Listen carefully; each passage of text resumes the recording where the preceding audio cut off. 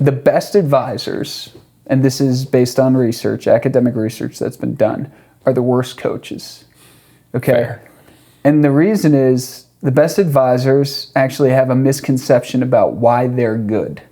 They think it's because I always do this, I always talk this amount, whatever. It could be a number of different reasons about why you think you're good. When you actually look at conversational intelligence, it has nothing to do with it in most cases. They're teaching the next generation to act like them based on this misconception, which is why they're not good.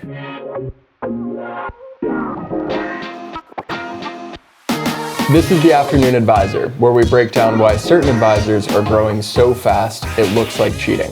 I'm Nate Hoskin. I'm a digital marketing nerd and a financial planner, and I spend my days building and breaking growth systems in my business and in yours. Today, I'm joined by Liam Hanlon, the head of insights at Jump, who just raised $80 million. There are very few people in the world right now who know more about how advisors and their clients think.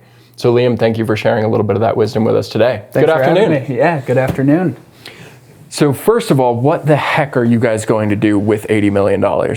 Yeah, so half of that goes right into an offshore bank account, and I'm on my way to the Bahamas. No, so $80 million, it's a lot of money. Obviously, money isn't going as far as it used to, but it's still large. And it wouldn't be a number that you would invest into a note taker. Right, those have been commoditized to a certain degree. If you look at third-party research produced by great primary research shops like Kitsis, T3 Oasis, Jump is still the highest accuracy, highest satisfaction when it comes to the AI output, which is primarily the note. But you have to look beyond that to actually garner the attention and the investment of $80 million. We're at 28,000 advisors, and a few years ago, if you asked advisors, what do you want out of AI? Almost every single one of them said, I just want AI to help me create capacity for me to do what I do best, which is engage with my clients. If you ask our 28,000 advisors, 60% of them say, I save 1 to 3 hours per day using Jump, which is extrapolated 250 to 300 hours per year. No surprise in where they're saving time, post-meeting notes, pre-meeting prep, syncing tasks to your CRM, your financial planning tools. None of that's surprising. What is surprising is when you ask the same advisors, what are you doing with that saved time?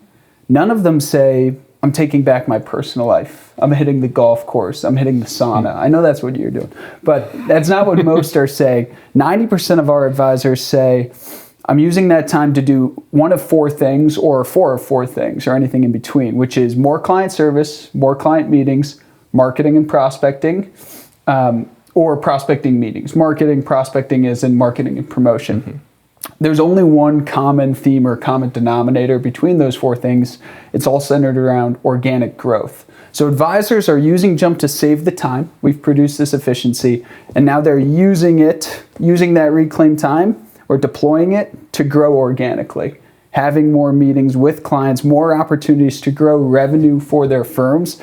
That's where the $80 million comes into play. How can we help in this next evolution of wealth? Our mission used to be just save time. As we look forward, we think about it this way. The first question was, how can we use AI to help reclaim time for advisors? The second question is, how can we use AI to help optimize the time that we've already reclaimed? All of that is coming to fruition through a number of different products and features that we can talk about today. But that's what the $80 million is for. It's to build the next evolution of AI and wealth that really is the engine of organic growth for advisors. That's exciting. So you have saved the time. Now the question is, how do you help advisors make the most of it? Yes. And there's a lot of answers for that. For us, organic growth can be looked at in 2 different ways. You can go wider, which is really what your guys' core business is focused on, or you can go deeper. Wider is, I want to cast a wider net. I want more prospects, more opportunities. If you're an advisor and you're starting out, you're growing your business, wider is more important. I need more leads so I can convert prospects to clients. Going deeper is where we're going to focus. Every prospecting call that you already have is an opportunity to to convert a prospect to a client. Right now, the average conversion percentage for a prospect to client call is about 33%, meaning every 10 prospects I meet with, I'm converting about 3 of them. If we get that number to 4, it's just as powerful as you increasing the number of leads by 5 to 10 prospects, right? Or 40%. If we get that number from 30% conversion to 40%, it's very powerful. So that's where we come into play. The way that we're actually doing that, making advisors better at their critical interactions, is studying the conversations. We have a ton of conversations at our disposals between advisors and clients. We have PhDs, Masters of Behavioral Science in the background that are analyzing these conversations and identifying. We have hundreds of thousands of prospecting calls, half end in success, half end in failure. What are the common themes? What are advisors saying or doing on the ones that end in success differently than what the advisors are saying or doing on the ones that end in failure? So that's really interesting. If you can really pinpoint what it is you can say to increase your probability of success, you might not need to grow the top of your funnel as much because you're increasing the success of what I would call the middle of your funnel. Yeah, you're making far better use of what you've already generated for yourself. And then you can take a much more effective system and then go broader with it. Correct. And it is further incentive to say, well, if I can close 4, not 3, what if I had 40? What if I had 100? Exactly. I feel much more confident in my top of funnel marketing because I know that if they come in, we can have valuable conversations and that it can work. And you do such a good job of framing this in terms of data and research. And you mentioned a term earlier that I didn't understand, which is this idea of primary research. Is that exactly what it sounds like? How would you define that? Yeah, so primary research, secondary research exists. Primary research just basically means that you're conducting the research yourself. I'm surveying you, or I'm doing qualitative interviews. I'm looking at data that we own, essentially. Secondary research is using somebody else's research, really. That's all that means. And so primary research methods are typically surveys, deep dive interviews, in-depth interviews, qualitative studies, so on and so forth, A/B tests, multivariate tests, if you get a little more detailed or in the weeds. If you look at, and I'll talk about the weakness of primary research within wealth right now. If you look at some of the surveys that are conducted, one of them in the past few years, Horsemouth, a smaller shop, did a survey with advisors and asked, how many of you think your client talks more than you? And 87% of advisors in this survey said, I think my client talks more than I do. Our research, which is based on ground truth data, conversational data, the actual conversations between advisors and clients actually say that the exact opposite is happening. 80% of advisors are talking more than their clients. So if you rely on these primary research methods that have existed traditionally, at best, you may be getting a good data point. At worst, it could be completely counterproductive to what you want to achieve. Imagine if you made a decision based on that data point, that advisors talk less than their clients. Maybe you could be telling them, well, you should talk more then. But if you actually look at the real data and it's the exact opposite of what you expected, then your advice to those advisors will be completely different. So that's just conversational data, which we can talk more about. It's a new data source that can tell us more about advisors than we've ever had access to before. And it's such a rich resource because it sounds like in your case, if you bypass the advisor as that reporting party and go straight to the ground proof or the truth, then you actually end up with what happened in that meeting. You can draw insights without asking them to make an analysis first. And we've been seeing the richness of the AI note taker space just becomes so beneficial in so many ways. Like I've been down a rabbit hole on this, so I won't go too deep into it. But have you heard the term idiolect? I haven't. So the fact that you haven't means that 99% of AI tools are failing at one of their core promises because your cold email tool says they're going to personalize your emails and it's going to sound like you. Right. You're going to have emails that sound like you. You're going to write scripts that sound like you. You're going to write blogs that sound like you. But we don't know what an idiolect is. Well, a dialect is a shared way of speaking a language amongst a group of people, right? Right. Your idiolect is the unique fingerprint that you leave on language. Right. It's how you glue words together. And so the fact that we don't know that means that no one has actually figured out how to talk like you or talk like me. Sure. Because we didn't have the context for it yet. Yes. Until AI note takers came on the scene. Now suddenly you have 27,000 words across 2 meeting recordings to say, how does this person glue words together? What do they do? So you have this wealth of data. You have an unbelievable way to understand how advisors and their clients think. I've seen that you guys have a proprietary index. I've seen that you guys are doing massive insight reports. What are you most excited about with how you're turning that data into insight? Yeah, the research we do is incredible, but it is research and it lives in a PDF or a piece of academic literature. And at the end of the day, success for us in employing insights is actually changing behavior. So what can you do to actually change what an advisor does to make them more successful? That doesn't live in research or in papers or in PowerPoints or in Excels. It lives within the product. So 28,000 advisors are using Jump, and really their day is centered around the Jump workflow because meetings are becoming increasingly important. If you look at Kits's data, primary research from circa 2018, it says only 17% of the advisor's day is spent with clients in meetings. If you look at that number today, and I'm sure Kitsis will redo this research, I'm sure it's going to be closer to 50% soon. So the meeting is becoming more and more important.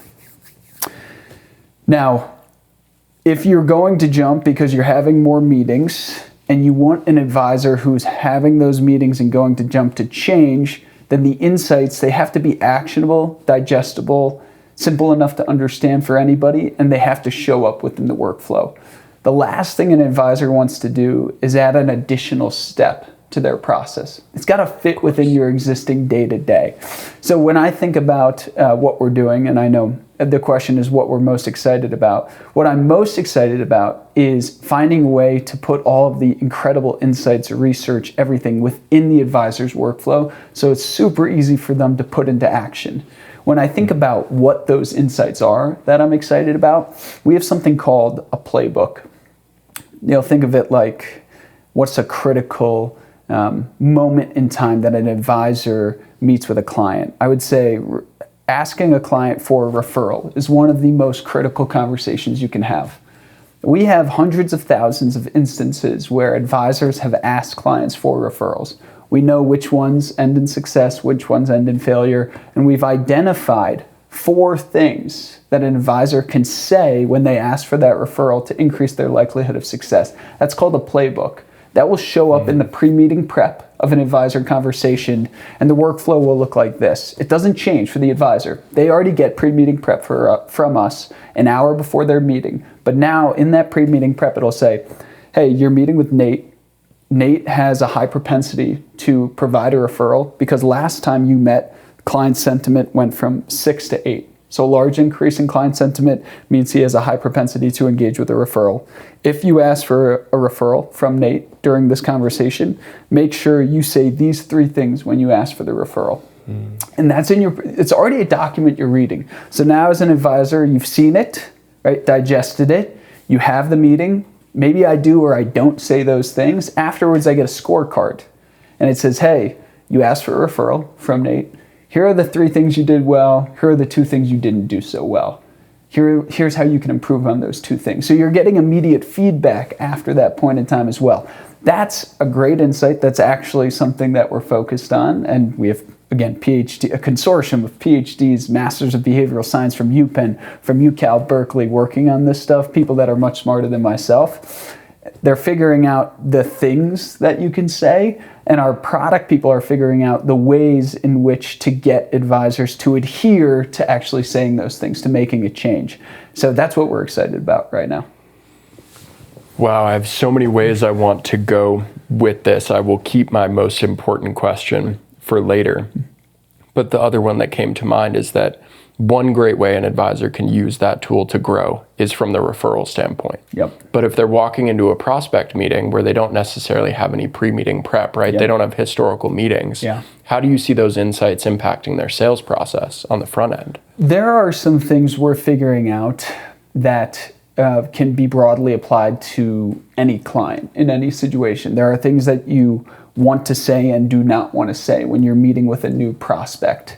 I'll give you an example of an actual use case. We do something called Enterprise Insights. We partner with the largest financial institutions in the world. We focus on just their data between their advisors or reps and their clients.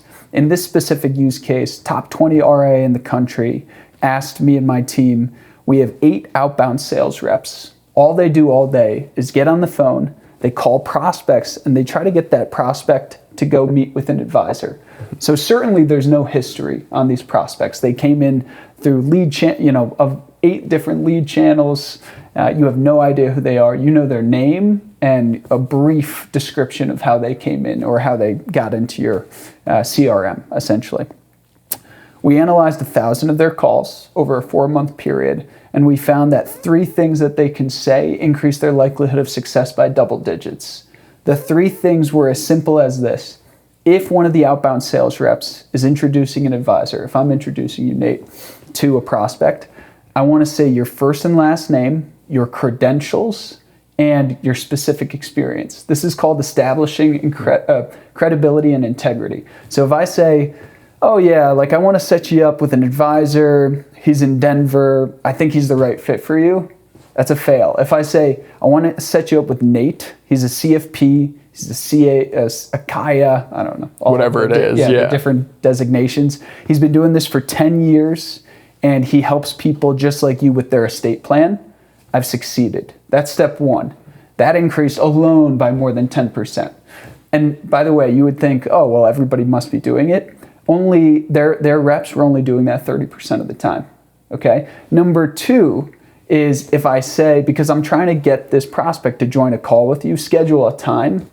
If I say, Nate's really flexible, easy to work with, and accommodating. If this time doesn't work for you closer to the date, just let us know. He's happy to reschedule based on your schedule. That was the second thing I could say. Just saying that you're flexible and easy to work with also increased by almost double digits. So those 2 things together led to, they implemented this into their scorecard, and it's led to a 15% increase in prospects' willingness to meet with an advisor. That's the power of conversational intelligence and using this stuff to, as we said, go deeper, increase the conversion rate. They didn't increase any number of leads, right? They're having the same amount of discussions that they've always had, but they're succeeding in each discussion to a greater degree. Well, and then if your sales team is profitable, you can start to expand the sales team. So that's my next question is, so for context, I saw this on a LinkedIn post that advisors should not be in charge of hiring the next generation of advisors. We should leave that to the Edward Jones. We should leave that to the people who have these established systems. My reaction to that was immediately anger. I was like, what do you mean? I don't want to have to go work for Ed Jones for 5 years before I'm allowed to be an advisor. And the argument made in the LinkedIn post was that we just don't have the infrastructure to effectively train. Right. How do you see these insights changing how advisors train the next generation of advisors in their firm? Well, this is a great question. The best advisors, and this is based on research, academic research that's been done, are the worst coaches. Okay. Fair. And the reason is the best advisors actually have a misconception about why they're good. They think it's because I always do this, I always talk this amount, whatever. It could be a number of different reasons about why you think you're good. When you actually look at conversational intelligence, it has nothing to do with it in most cases. They're teaching the next generation to act like them based on this misconception, which is why they're not good. I would not say this is a differentiator between the Ed Jones of the world and the smaller RIAs or the individual shops. Ed Jones of the world have a leg up because they have the infrastructure and the investments and the capital to put into practice management and building a book of business, so on and so forth. But it has nothing to do with coaching and upskilling. Right now, I would say everybody's operating on the same level playing field, which is traditional sales coaching, practice management. It's all very outdated or antiquated. We think we know why we're good at things, and we turn that into anecdotal feedback, and then we turn it into frameworks, and we teach other advisors, if you do this, this, and this, you're going to succeed. And that's just an old way of thinking about it. The new way will be you analyze millions of conversations, you see what has a causal relationship with success, and that's what you scale. Scorecards, engagement models will be based on what actually works within meetings that you've analyzed from the past, and it will always dynamically be changing. This will be an engine that's running. Every new meeting you have will feed into that engine to tell you, actually, now you're doing this, and it's working even better. Because there are some things you've never done that we can't know if they're good or bad. But if you have that meeting, it automatically goes into that engine and it can assess based on what you just did in that meeting. Did it change your likelihood of success? And what specifically are you doing that's either increasing or decreasing your conversion rate? So I know that's a non-answer. I'm not going to compare Edward Jones to, an individual practice. But I will say they don't have a leg up, that's for sure. So I disagree with that article for that reason. They're not better at upskilling. They just have the benefit of infrastructure, I think. Right. Well, and then you could maybe make the argument that because they already have such an established process for it, they might not be able to accept the new flexibility that's available. How do we pivot and learn faster? How do we get a better understanding of ourselves so that we remove those anecdotal elements that are actually screwing up our training process? Because that's not why we're successful. Yes. How do you pivot faster? Maybe that is where the RIAs start to get a leg up. Yes. And not to play devil's advocate, and I know I'm not in the company of big institutions, but if they adopt these tools, Edward Jones has the ability to create a corpus of knowledge where there will be never, ever a new situation or a new scenario for Ed Jones. There will be new scenarios for individual advisors, but Ed Jones will never face a new scenario. They have 20,000 advisors. If those 20,000 advisors just have one call per day, they're at 100,000 calls per week. They've seen everything. If they don't invest in building this corpus and utilizing conversational intelligence, then I'd say the playing field will remain level. But if they do that, that is a leg up. Now, it's companies like Jump that are trying to democratize that. So even as a small RIA or an individual, a sole proprietor, that you can have access to conversational data that can help you make better decisions, even if you're not one of 20,000 contributing to 100,000 calls a week or 5.2 million calls a year. You can still benefit off of the data and this new evolution of AI making organic growth, making you a better practitioner, enhancing your ability to succeed, not just enhancing your ability to reclaim time. So I think that is like how you level the playing field. And not let Ed Jones or Merrill Lynch or Morgan run away with it. Well, and we don't necessarily have to dive into the goods and the bads of AI because that's obviously gotten a little trite at this point. Sure. But I would agree that one of the biggest benefits has been democratization. The fact that those sorts of insights and those tools are now available to the mom and pop advisor down the street in the same caliber that would be offered to an Ed Jones. So if we zoom out a little bit and we just look at our industry as a whole, where else do you see that really being disrupted for smaller advisors or for teams up to maybe 40 or 50 advisors? Where are they getting advantages they didn't have yesterday? I think the biggest advantage you have as a small advisor is the speed at which you can make decisions. And I only know this intimately because I work with large firms and I work with small advisors. A large firm has to go through months, years of due diligence before they can work with new AI, new technology. We're working with large firms, so I don't want to say it never happens. It comes to fruition. It's longer. But I would say for the first time ever in the history of wealth management, the RIA down the street has a better tech stack and better access to technology than the advisor at a big broker-dealer or wirehouse. Speed is your best friend. It is your only advantage in this game is, can you adopt these tools faster and make them useful and get the benefit out of them before that large broker-dealer with the billions of dollars of income or revenue even has the chance to launch the tool. That's the competitive advantage right now that's happening. By the way, you're like, oh, well, maybe I've got to adopt tools now. This will continue to happen over the next 10 years. This technology is only going to get more and more insane.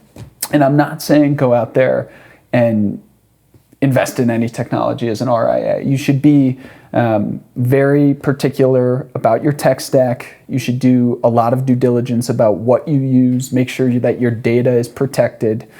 But somebody, an advisor that can go and use Sage or N2 and make a difference in their practice versus an advisor at one of the big independent broker-dealers that's still seeking approval.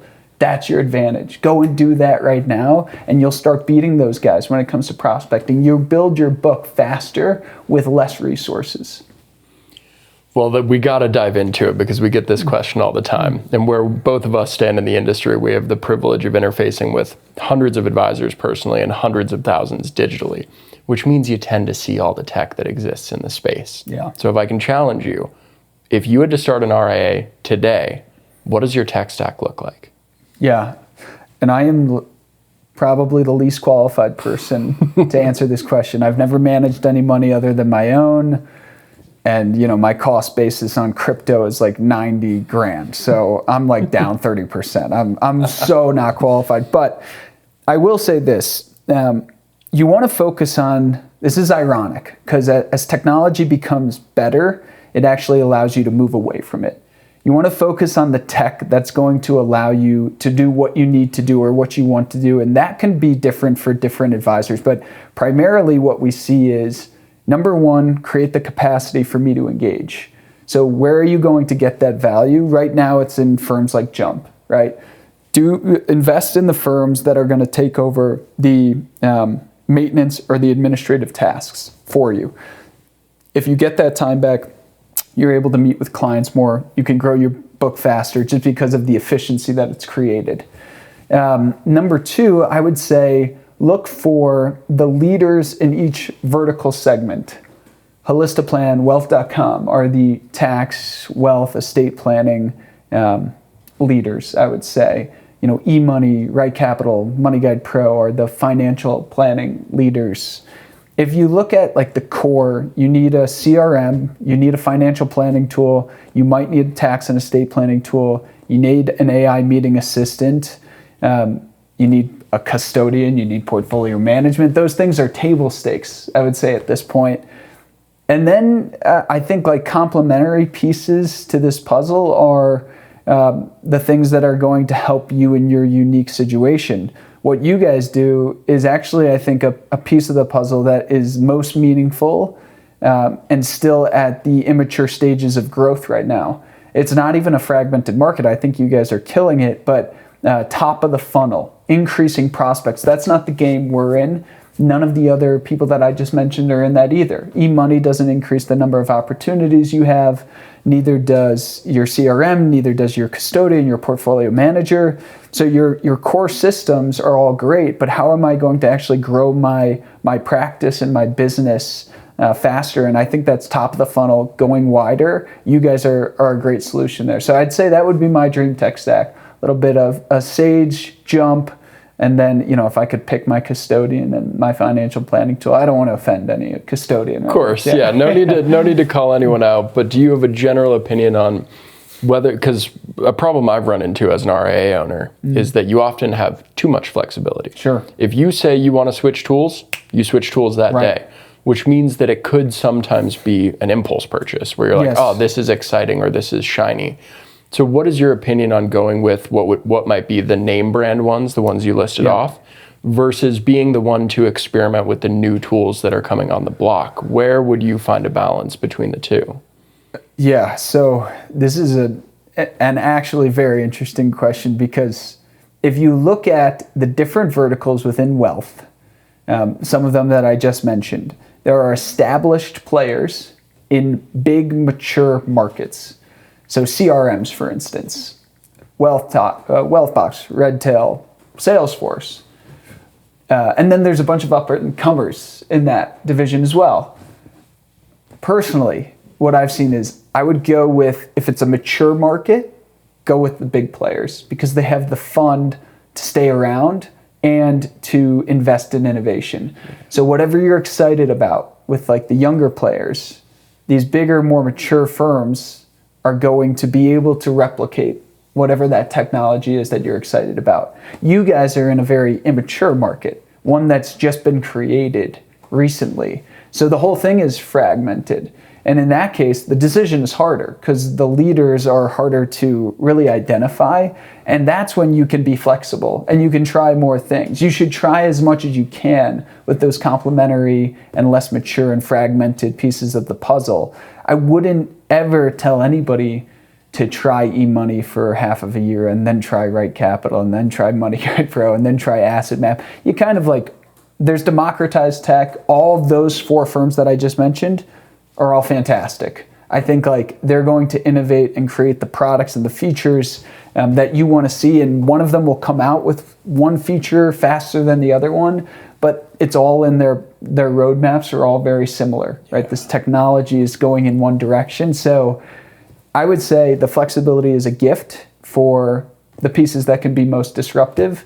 It could be a curse for some of the pieces that won't be that meaningful. If you switch your CRM, it might be a better experience. Is it going to drive top line? I don't know. Right. What's the opportunity cost of taking the time to make that decision? I think I want to say it was Sergey Brin or someone like that who was able to mathematically prove that really you should take 70% of your business and just do what everyone else does. Yes. And then the other 20% you iterate by maybe 1% in either direction, and the 10% is your moonshot. Yes. I think that ties in really nicely to the way you described a tech stack, Yes. where if you have these mature industries, where these mature verticals, your CRM, chances are someone's not going to be able to innovate like crazy, Yes. and it's probably not your responsibility to innovate on the CRM. Go with what's established. Go with what's established on the AI note taker. Go with what's established on your custodian, those sorts of things, to, again, buy that time back, create a system that gives you the room to focus all of your energy on that final 10, Yes. where it will actually impact the bottom line.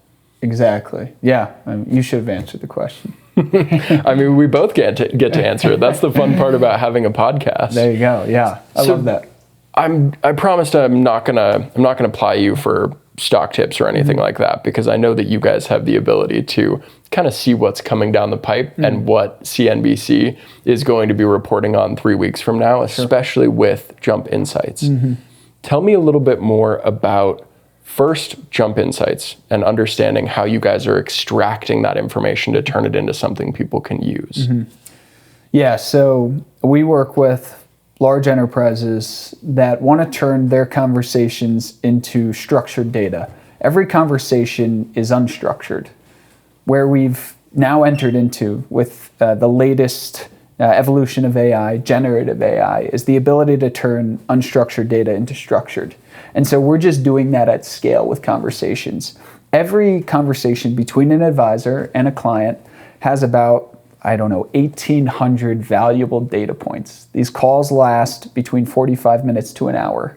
And typically, or in the past, historically, everything that was said in that call was lost, right? Or the advisor was taking, frantic notes, but not capturing the things that were important.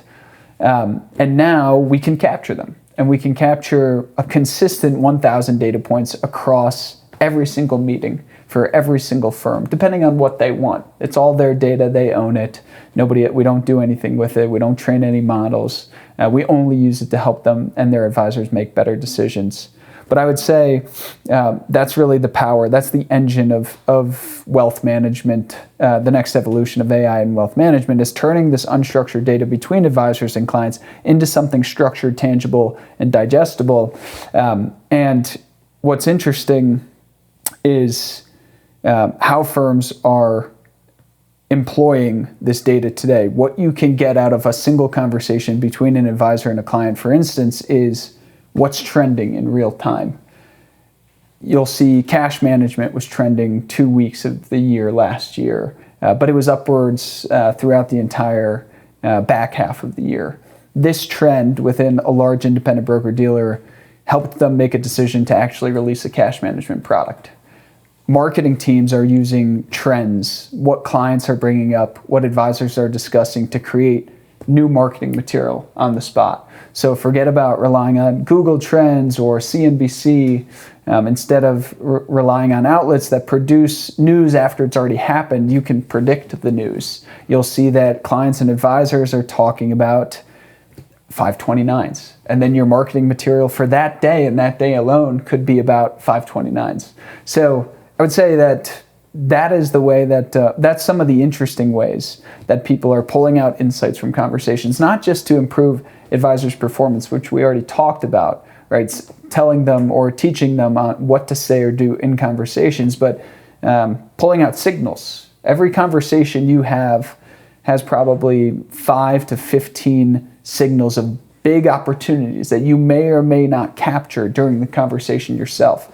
Maybe it's that you mentioned, you have a kid or your wife is pregnant and she's going into labor soon.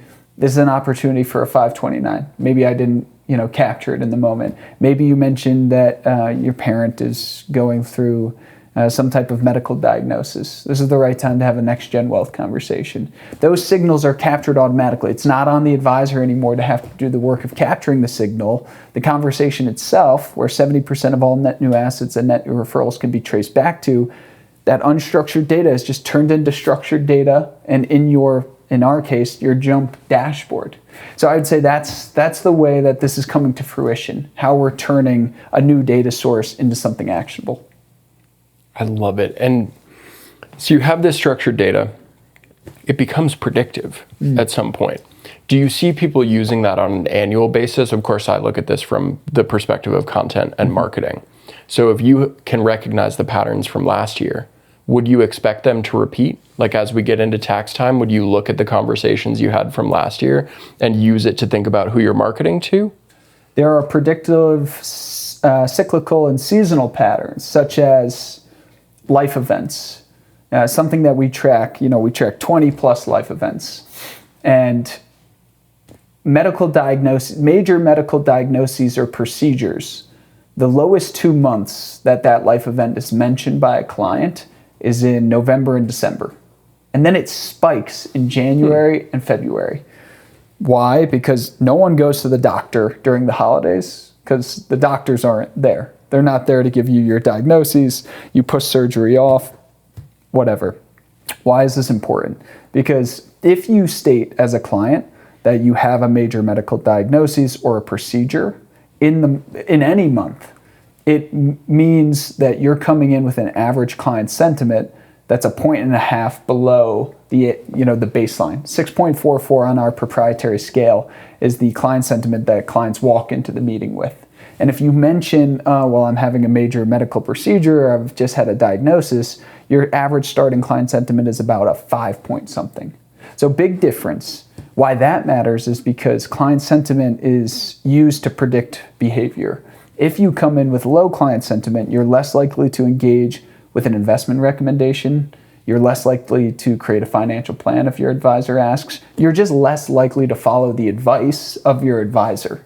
So there are things that advisors can do to increase sentiment, but you won't know to go into the meeting prepared to increase sentiment unless you can use some of these predictive metrics to say, I should be ready to talk to my client about this thing to increase their sentiment, just in case they come into this conversation with one of these life events. If you're not prepared, then you're typically not going to kill that call, right? You're going to do it in a way that's less optimal. But if you know, for instance, that medical procedures or diagnoses are hot in February, then you'll go into every call in February a little bit more prepared to have that conversation about that diagnosis or that procedure and how you can spin it in a way to increase client sentiment live to get your client to behave in the way you want, which is to follow your advice. That's how that predictive metric is coming to fruition. There are other ones that are harder to predict, things that are not seasonal or cyclical,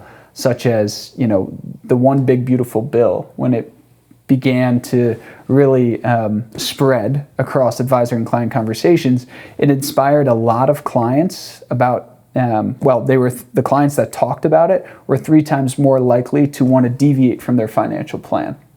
That's a huge metric. Now, can I ever use that again, that data point? it's going to be tough. But what we can say for certain is that major macroeconomic events inspire uncertainty, and now we know for sure uncertainty leads to clients' willingness or desire to deviate. So we can't use it for the one big beautiful bill again because it'll never come out again, but we can use it for the next major big tariff announcement, right? Be prepared for your client to want to deviate from their plan, because in past situations like this one, that's tended to be their behavior. So it's not all one size fits all, right? And it's not all this prediction's correlation is 0.9, so it'll always be 0.9. But it teaches us more and more about conversations and client behavior than we've ever had anything teach us about before. Yeah. Well, and it feels like, particularly when it comes to behavior, it's probably always better to have bullet points instead of a script.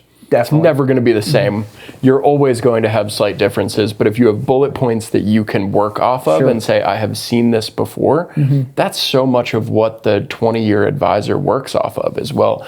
I've just had hundreds of clients. Yeah. Therefore, I've probably seen your situation, or I've probably reacted to this. Which makes it challenging for people to enter the industry because they're already trying to catch up on how many experiences they can learn off of, how many bullet points they can add to their list. So the fact that you can do that on a national scale with the things that you publish, and then also on the advisor scale with the way they interact with the product itself, it's a pretty amazing way to use a bunch of data that we just didn't have last year in the same way. I just wonder what it will all lead to. When you look forward, let's speculate. Yeah. Where are we going? Where's it gonna lead? I'll ask you. I mean, you're an advisor. You've actually lived this business. You know, I've been a spectator. Let's spectate. The spectator's perspective is always worse than those that are in it. So I'll ask you where you think this is going. A lot of people talk about the advisory business becoming obsolete. And I'll give you the latest example was Altruist came out with this agentic, basically document intelligence. You put tax documents into this chat portal, and it can do scenario analysis. It can read the documents, provide you with a number of different pieces of analysis, intelligence, and it can chat with you about those documents in a way that you've never been able to do before. Charles Schwab, LPL, Ameriprise, and Raymond James stocks all went down 6% that day. Those firms, I'm not even sure why Schwab was involved. I mean, that's a custodian. But those other firms are in the business of advisors. LPL, Raymond James, Ameriprise, the more advisors, the better the business is.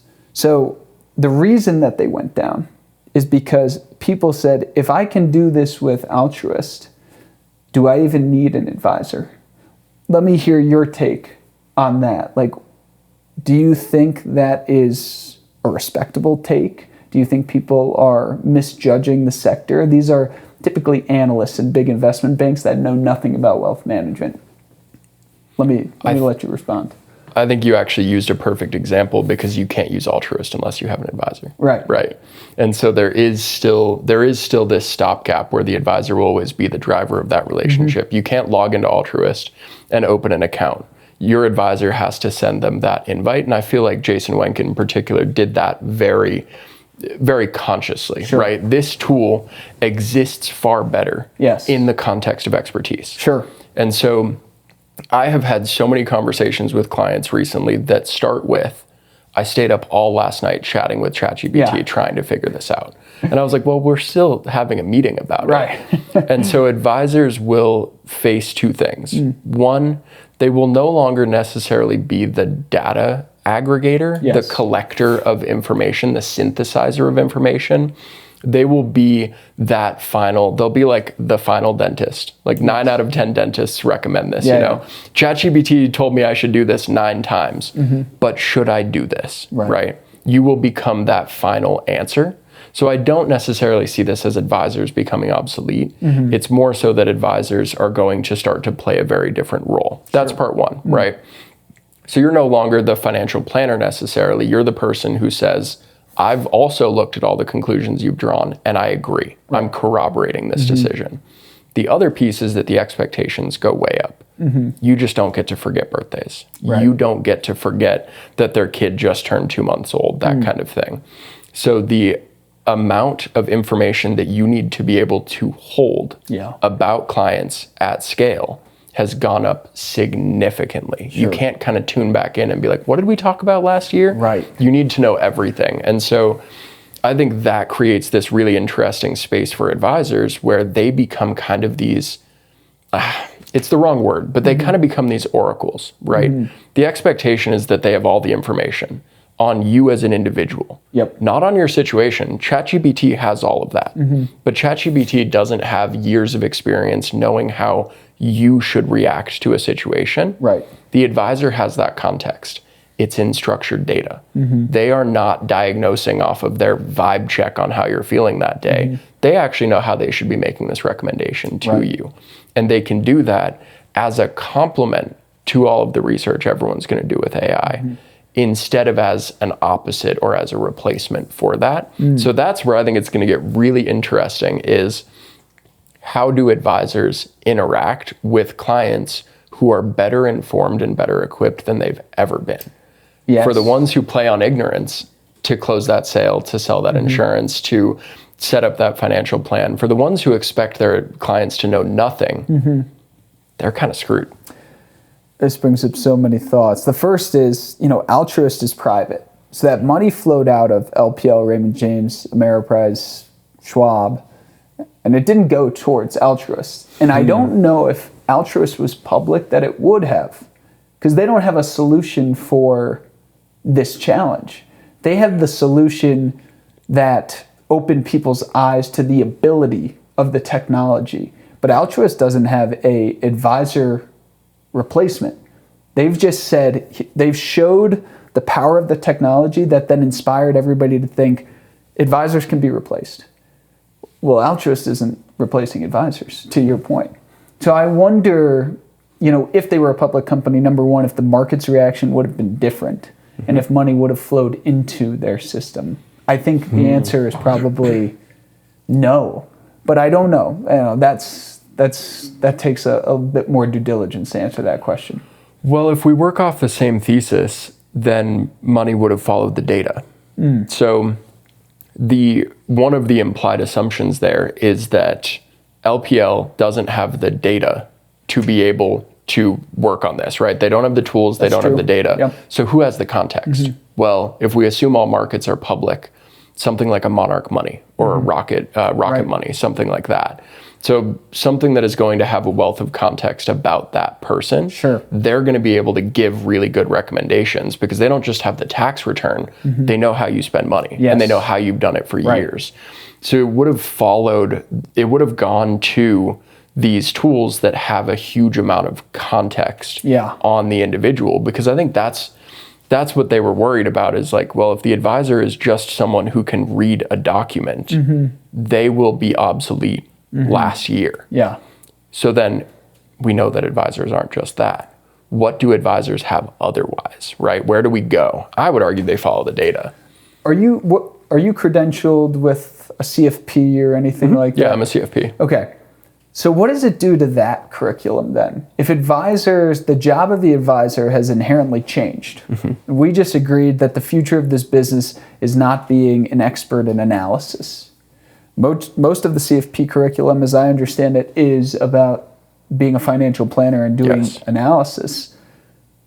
That's the number one credential, I think, in advisory. It would be the pinnacle credential, and it would be usually the best way that advisors will say, I'm educated enough in how to run the numbers behind your financial plan. So what do you have to be educated in now, in a world where the analysis is not your job at all? Not just primary, but you're essentially the behavioral coach, as you described it, and I'm mincing words, or I'm paraphrasing. No, you nailed it, because that's what I was going to say. And it's so funny that you said earlier that a lot of really good advisors are bad coaches. Because I think that the number one skill in the advisory space over the next 10 years will be the ability to mentor and coach. You're no longer if you're the coach of a football team, right? You don't necessarily know all of the metrics on all of your team members. They might have the heart rate monitors hooked up. You might know exactly what their VO2 max is, but you as the coach don't care about that. Sure. You know full well that someone with a perfect VO2 max can be a terrible player until you start to work on much more like meta things like team cohesion, like articulation of who's playing when and who's playing with who. Right. So yeah, I think you need to be more of a coach. The best coaches, can you name one of them that had a good NFL career? Just in the NFL. I don't follow football at all, unfortunately. Any sport. I guess I don't know any sport. But in football, the best coaches are the guy in Philly, Andy Reid and KC, the Harbaughs. They all were very mediocre. And this is a good analogy. The best advisors are like the best players. You're the best at building your book of business. Now, this is different. The advisor is a behavioral coach to clients. And the best advisors are good at that. They're not a good coach to other advisors because they don't know how to tell them how to be the behavioral coach. And so this comes full circle to, if being the behavioral coach is now the primary characteristic that an advisor needs to have to be successful, maybe it's always been that, by the way, but now it's the only thing and it's become even more important. What is the curriculum? There needs to be a CBF or CBC, certified behavioral coach almost, instead of the CFP? Or does the curriculum change, or does what it means and to become an advisor change? And this also really feeds into this problem that the industry is having, which is McKinsey predicts that in 10 years we'll have a shortage of 150,000 advisors. Right. But what if the job is different? Like the dynamics of the job are different. What if you are a behavioral coach? Can we change the industry enough and the position enough to inspire more young people to take on the role? This is a philosophical question. I think we've already done so, but I think the people who are entering our industry don't call themselves financial advisors. So I'm lucky enough to be a content creator and to therefore meet other people who are creating content in the financial space, many of which are branded as financial coaches, but are not registered advisors, which is like taboo. I can hear a bunch of people cringing on the other side of the camera, being like, oh, I hate them. It's like, well, let's assume for argument's sake that they actually all act in the best interest of their clients, whether or not they're registered and they're under the Advisors Act of 1840 or 1940, whatever it was. If they're acting in the best interest, then what they're actually doing is rebelling against the current structure of the industry because they don't need to manage money.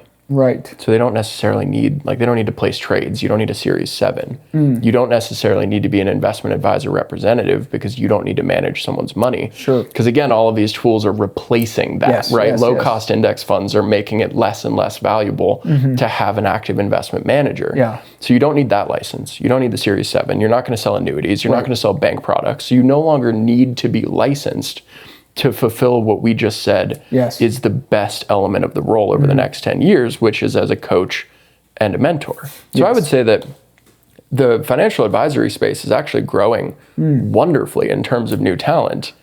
They're just not calling themselves advisors. YouTube. And So that is extremely interesting. And all of this comes back to Vanguard actually was ahead of its time. In about 2021, they did a study called Advisor Alpha.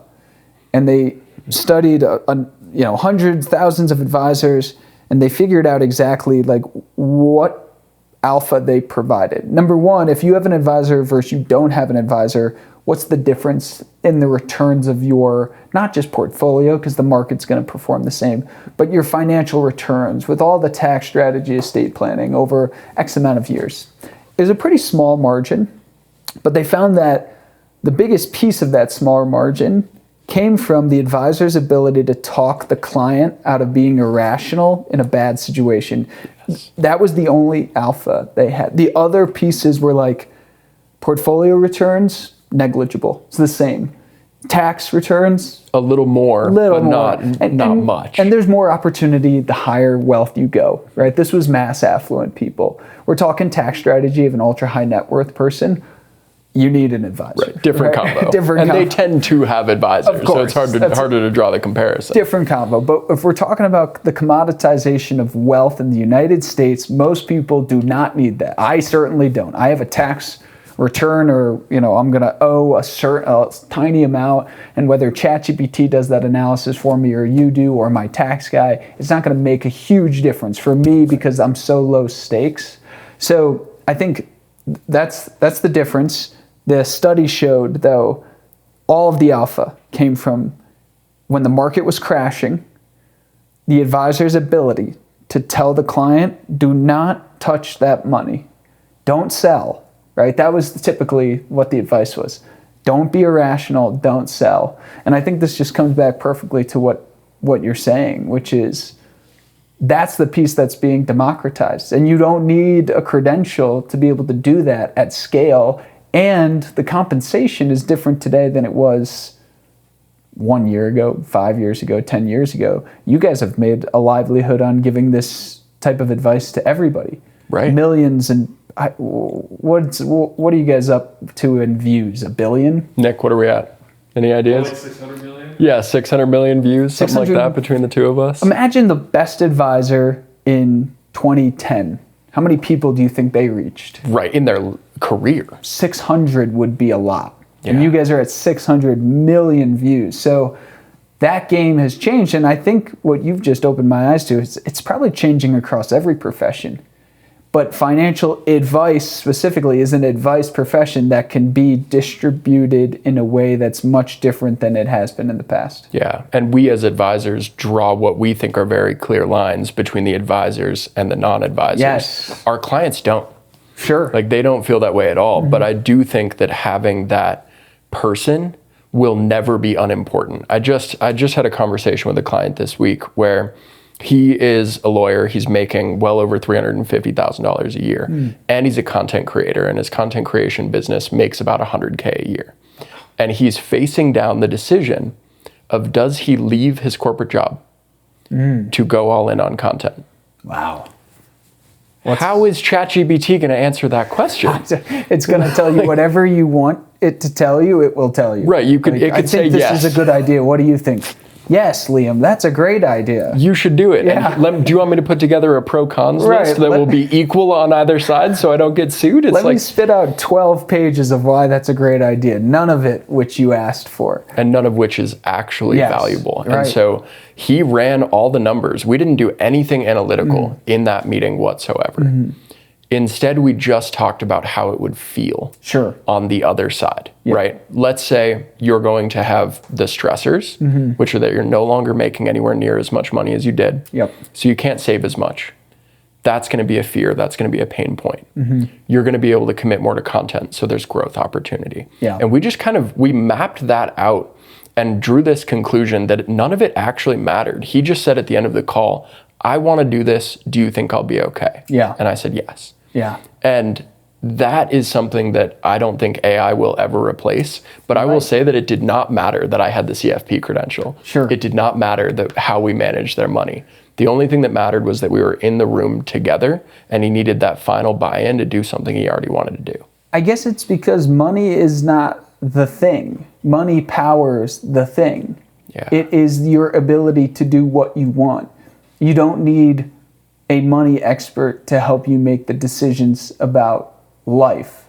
But this goes beyond financial advice, and it's really it is the role of an advisor, but it's providing the advice of what to do with that money. And that's always been the core component. I think what I will say is, you mentioned before, the Ed Jones versus the small shop, right? The biggest benefit of being a part of a large firm, and even if this role changes and the curriculum changes, is the brand. You guys have built your own brand, so you have a different perspective, right? And now there's a different channel, so you don't have to join the LPL, although I still think that's going to be a great decision for a lot of advisors. You can build your own brand, your own goodwill, which is what you guys have done, but that opens up your ability to credential yourself almost. You guys you don't need a CFP even though you have one, because your resume is your content. Yeah. That's different than it's ever been before. And that, I think you're right, is just going to inspire this industry to grow in a way that McKinsey can't track. Right? But it will, more people are giving and getting advice than ever before, even if the numbers, in the consulting report don't say so. Well said. This was amazing. Stuff, yeah. Thank you so much for taking the time, Liam. Thanks for having me, man. Absolutely.